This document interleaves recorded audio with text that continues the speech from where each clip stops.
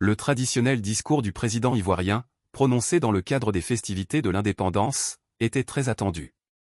S'il a fait quelques annonces d'ordre social, il est resté muet sur ses ambitions politiques. Tandis que la ville de Grand-Bassam accueille, ce 7 juin, les commémorations du 64 anniversaire de l'indépendance de la Côte d'Ivoire, Alassane Ouattara a prononcé, hier soir, son traditionnel discours retransmis à la télévision.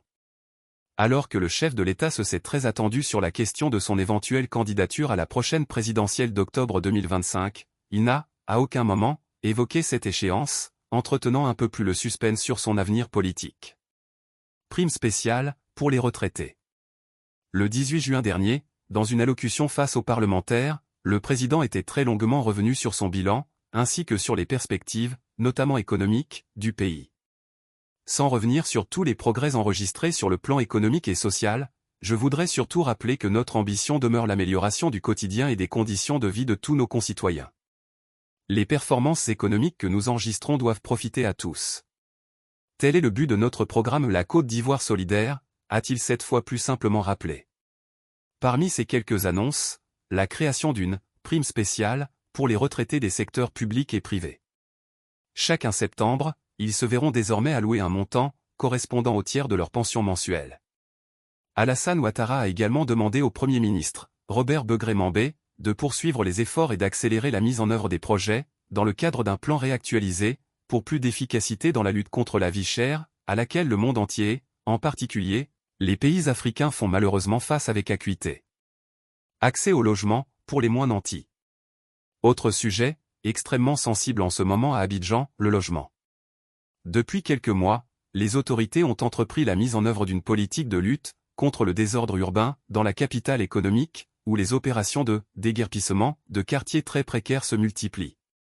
J'ai instruit le gouvernement à l'effet de prendre toutes les dispositions nécessaires pour accélérer et finaliser l'indemnisation des familles concernées par les libérations des emprises dans le cadre des travaux des voies d'accès au 4e pont, conformément à nos pratiques dans le cadre de la mise en œuvre des projets de développement, a annoncé Alassane Ouattara, avant de présenter ses condoléances aux familles des victimes des dernières inondations. Cette situation nous interpelle sur l'importance de l'accès au logement et de l'accession à la propriété immobilière pour tous, quel que soit le niveau de revenu.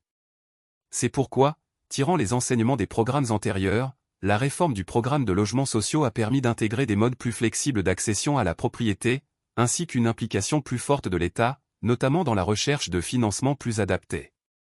De nouveaux mécanismes mis en place permettront d'atteindre prioritairement nos concitoyens les moins nantis, qui ne peuvent accéder à un logement décent, sans l'aide de l'État, a fait savoir le président. Dernière annonce, d'ordre judiciaire cette fois, avec la grâce présidentielle accordée à environ 2400 détenus de droit commun, condamnés pour des infractions mineures. Pas un mot en revanche sur le cas de Laurent Gbagbo, l'ancien président, radié des listes électorales à la suite d'une condamnation par la justice ivoirienne, qui espère une amnistie pour pouvoir concourir à la prochaine présidentielle.